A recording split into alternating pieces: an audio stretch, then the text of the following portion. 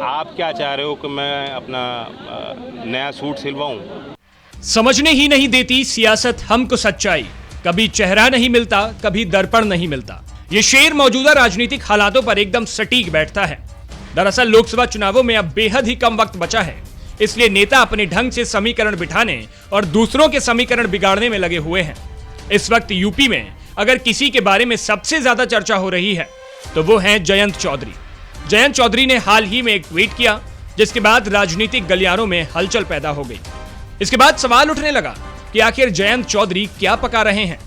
दरअसल जयंत चौधरी ने गुरुवार रात करीब 10 बजे 2 ट्वीट किए। पहला ट्वीट, खिचड़ी पुलाव बिरयानी जो पसंद है खाओ। वहीं दूसरे ट्वीट में लिखा, वैसे चावल खाने ही हैं तो खीर खाओ। अब जयंत चौधरी के इसी ट्वीट के जवाब में आरएलडी प्रदेश प्रवक्ता रोहित अग्रवाल ने लिखा, यह तो गजब हो गया, कुछ मीठा हो जाए। देखने में ये ट्वीट साधारण तो नहीं लग रहे। राजनीति की थोड़ी बहुत भी समझ रखने वाला व्यक्ति बता सकता है कि जयंत के पतीले में बिरयानी पकेगी या खीर।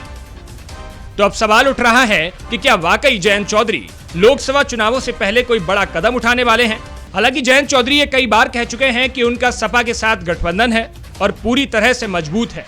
यहां तक कि उनकी पत्नी चारू ने भी यह कहा कि वह चवन्नी नहीं है जो पलट जाए। बावजूद इसके चर्चाएं कम होने का नाम नहीं ले रही हैं। अब जयंत ने खुद ही इस तरह की चर्चाओं को और हवा दे दी है। आरएलडी मुखिया जयंत चौधरी के इन ट्वीट्स के भी राजनीतिक मायने निकाले जाने लगे हैं। ऐसा हो भी क्यों ना, क्योंकि जयंत चौधरी ने ये ट्वीट उस वक्त किया है जब उनकी बीजेपी के साथ जाने की चर्चाओं ने तूल पकड़ रखा है। जयंत चौधरी का क्या स्टैंड रहता है ये तो आने वाला वक्त ही बताएगा, लेकिन इतना जरूर है कि जयंत चौधरी एक मंझे हुए नेता हैं।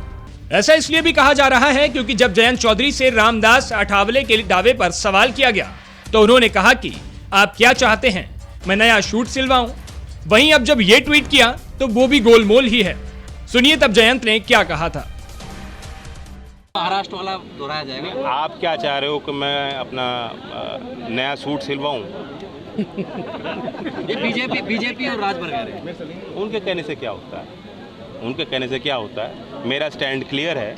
यहाँ आज क्योंकि एक सामाजिक कार्यक्रम है, राजनीतिक कार्यक्रम मंच नहीं था। कार्यकर्ताओं के बीच कार्यक्रम होता उस हिसाब से, या चुनावी कार्यक्रम होता तो हम खुल के बातों को कह सकते थे, लेकिन यहाँ हमारी कुछ सीमाएं, जिन सीमाओं को हम लांघ नहीं सकते।